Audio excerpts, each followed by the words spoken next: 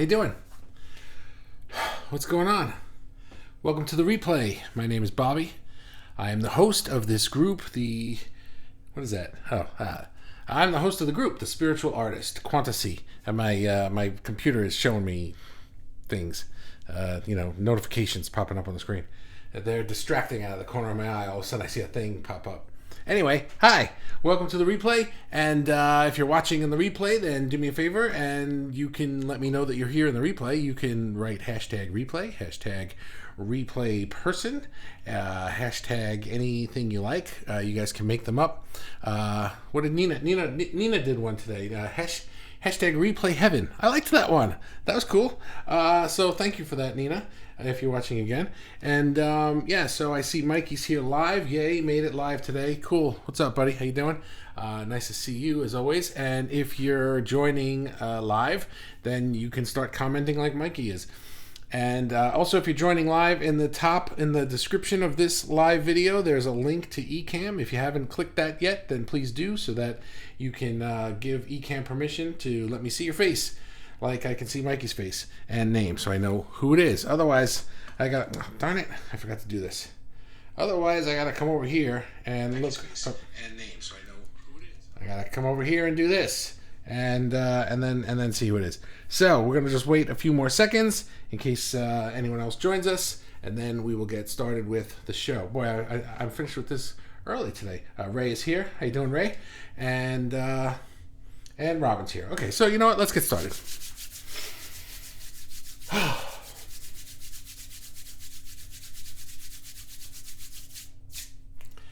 Improve. Can we improve our art? Sure we can. Can we improve our talent? I don't know. And that's really not what I'm talking about today. It just popped into my head. Can our talent actually even be improved?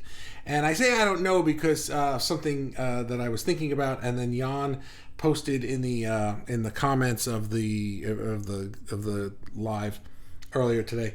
He said that he finds it interesting when people tell him that he's so lucky to be talented, as if his talent is just a thing that doesn't require work, doesn't require practice, doesn't require attention. It's just like this thing he has, and when he feels like it, he can just, here it is. And and then he can let years go by if he wanted to without even thinking about it, and then it's still right there. So, can you improve your talent? I'm going to say no, in the sense of you can't improve the innate gift that you have, because I think that is already perfection. However, you can lose connection with it. You can forget how to work those muscles. So I think that we can improve the human 3D part of our talent and our art and our work and our experience of it and our expression of it and our understanding of it. All of that can be improved.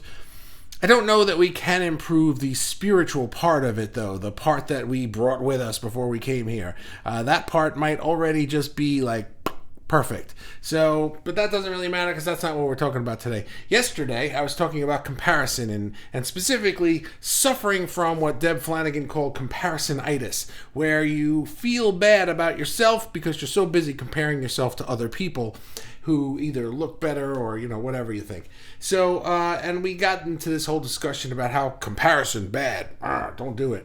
Except then in the comments, a few people pointed out different ways that comparison could be good. So I thought today I would talk about how we could use comparison as a tool to improve our artistic expression. So got 3 ways, right? Number one is Aruna said in yesterday's comment that he likes to compare himself to his mentor and then use his mentor as sort of a gauge to how he himself is improving.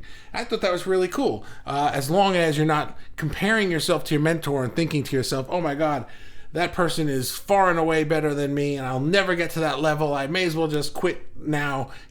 That would have the negative effect I was talking about yesterday. But if you can look at your mentor or some inspiring person or any artist in history, or it doesn't even have to be about art. It could be about anything, right?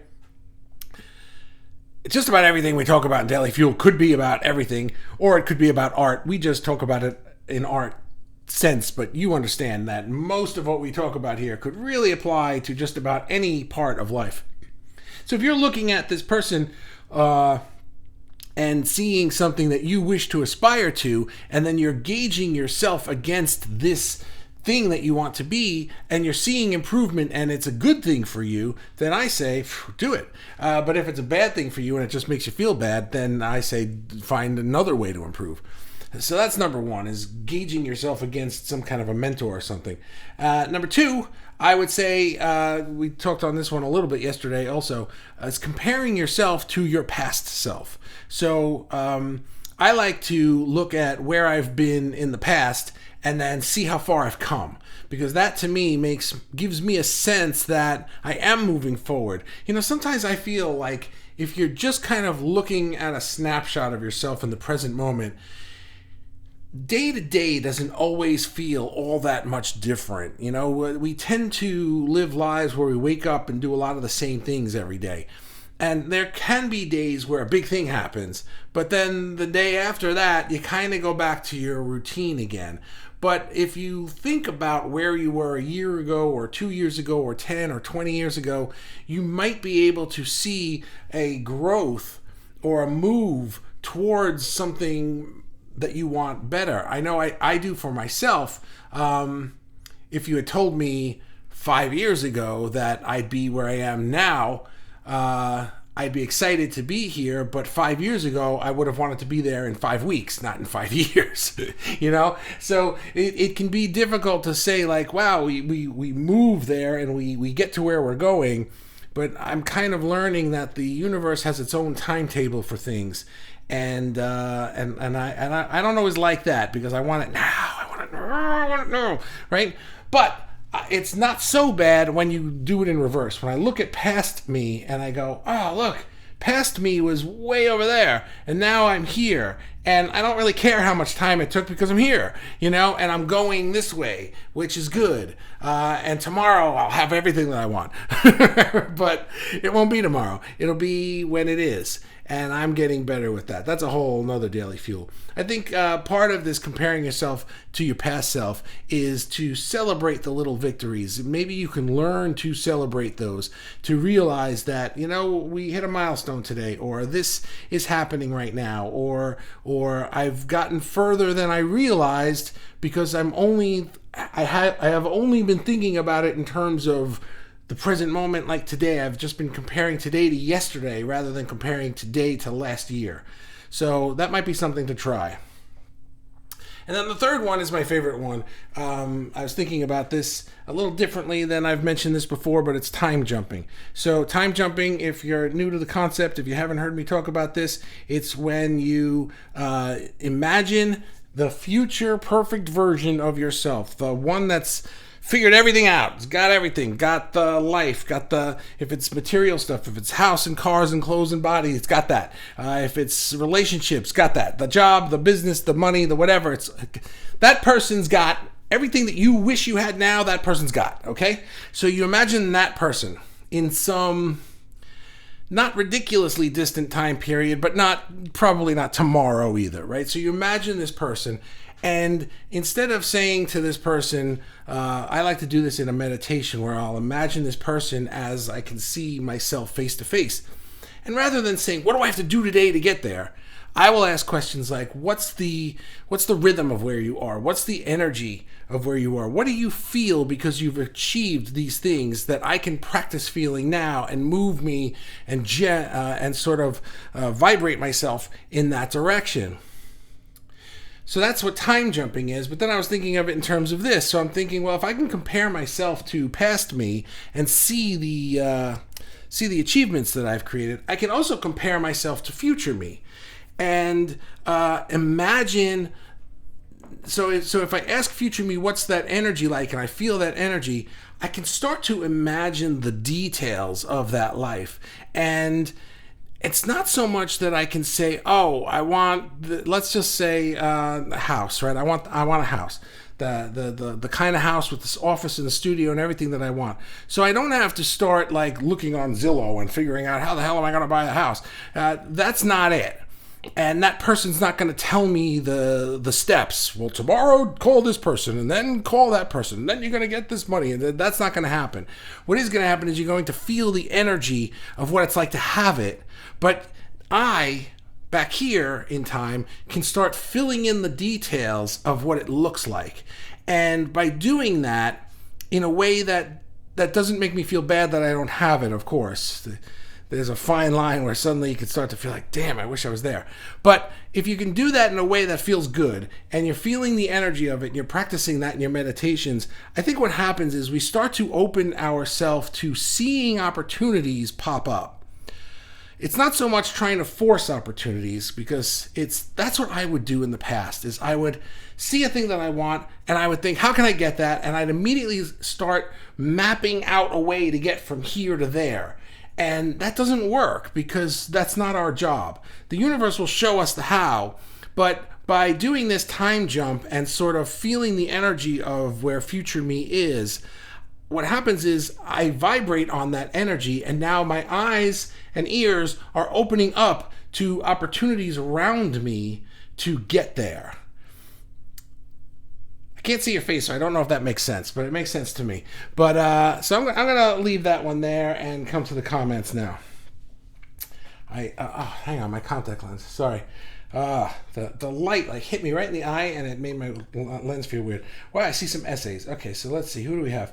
Mikey and Ray and Robin. Hi. I'm gonna take a breath. Future me breathes more easily when he speaks. Robin says Ray loves it when you rub your hands. I know. Robin, bunnies for Easter. Cool. And Jennifer is here. Hi, Jennifer. How are you? Yes. Hi. I made it. Very good. Hi, Bobby and everyone. Hi. And Jennifer also says it's a great day for improvement. Yes, it's always a great day for improvement. And then Robin says yes. It's hard to gauge improvement. You can't always see how much hard work and learning went into getting where you are today. You can't. And that's where I think comparing yourself to the past comes into play. If comparing yourself to the future opens your eyes to opportunities to move towards that future, I think comparing yourself to the past opens your eyes to see the victories that you made. Because a lot of times we just focus on the negative things. Oh, this thing didn't work out the way I wanted, and this took longer than I wanted, instead of realizing there were so many sweet victories in that time period. And if we can practice liking those and seeing those and appreciating those, it will open our eyes to seeing the future ones that we're looking for. It's like we're in this moment of time between this version and this version, and we're moving through it. The words are escaping me today. I don't know if I'm saying this right. But yeah, you got that. Robin says, compare yourself to future me. Interesting concept. Making me think. Good. Well, making you think is that's why I do these, because they make me think too. So it's a great thing to do. And Kirsten's here. Hi, Kirsten. How are you? Kirsten says, if you look back, it's like your journey unfolds as a story. Yeah, that's what I'm trying to say, right? And then it will unfold into the future as a story. There's foreshadowing, twists, and new chapters. Maybe then you can see the climax. Time hopping in your future and the connection between the now and the what is to be. It's a magical experience. You can't make it up. Right. Thank you. That's what I'm trying to say. So wait, hang on. What'd you say? You look back at it's a journey unfolds as a story, right? So that's why I called this Quantasy. It's a quantum odyssey. It's an odyssey through the spiritual realm, and that's how we create our life, is through that realm. We don't create it by trying to figure it out here. You know, this is a thing that I do. It's like supposed to be playing the drums, but it's like when I'm talking about trying to make things happen, affect a change through physical means only. I'm not tapping into my higher self. I'm not tapping into source energy, and as Abraham calls it, the energy that creates worlds. Now leave that crap out of there. I'm gonna do it. Me, this guy, just me. I'm gonna figure it out this way. Doesn't work. I'm good at some things, but not figuring out life. That was good, Kirsten. Thank you. Jennifer says, I compare myself to the past me often to see how much I've improved. Excellent. I was born into this world ahead of the game. Then I had signed up for a lot of lessons to grow from as well as to share with others. I feel I lost myself along the way. Now I'm right where I want to be, and the improvement from along the way is shocking. I share all this through my artistic talents. That's great. Yeah, it can be shocking, but we have to pay attention to it and look at it in order for it to shock us. And when we see it, when we practice seeing those improvements are there. They're documented. We can actually look back and remember and see them, or talk to people and gauge things, right? We can't see the future. We can imagine that future version of ourselves, and we certainly don't know what little victories are going to pop up in the future. But by practicing looking at past self and seeing all those victories and realizing, wow, I did this and this and this and this and this and this and here. Now it's just, obviously it's going to continue. This and this and this and this to here, and then this and this and this and this and this to there, right? So like that. So excellent. Boy, you guys are smart. Robin says, if you concentrate on improving little by little, you eventually might get to the future you want. Yep, absolutely. And then Jennifer says, now's time to focus on where I want to be more. Great tips. Good. Thank you. And finally, Robin says, a lot of times when one tries new learning and new techniques, etc., it often seems frustrating and like you're going nowhere. But really, it really is improvement, even if you can't always see it in the moment. Yeah, interesting how you brought it back to learning new techniques and stuff, right? That it's like you wanna do this new thing and you have to learn the new techniques. All of these things tie together. It's all the same story, isn't it? So thank you for that, Robin. All right, guys. Well, that was a good one. Whew. I don't know why I don't breathe. You know what it is? It's my energy through these. My energy gets so ramped up for this. And then afterwards, like, I am not like this when, I don't talk like this in the real world. It's just when I do this stuff and singing on stage. This to me is like the closest to singing on stage that I can get without, singing on stage. All right, guys. Well, we can be done. And you know what? It's when I put my mouse over this. I see. All right, that makes sense. All right, I'm done. So thank you very much. Have a wonderful night. Tomorrow's Friday, so if I can, I'll have some wine. And sorry, I didn't get to do any early this week. That was my plan, was to start doing a couple at like 2 or 3 in the afternoon. And the way the week turned out, it didn't happen. Probably because my kids had off from school this week, so it was just a weird week all around. We ended up sleeping later than usual every day, and Mike says, you do breathe. It's one big exhalation.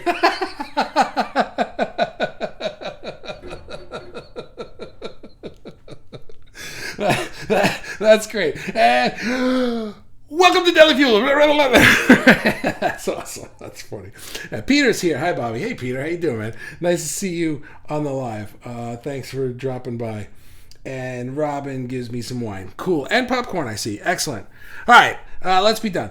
So thank you so much. I appreciate you hanging out with me. And this time slot is perfect for me. Cool. Yeah, it's perfect for me too. It's just how. All right. I was talking about my kids.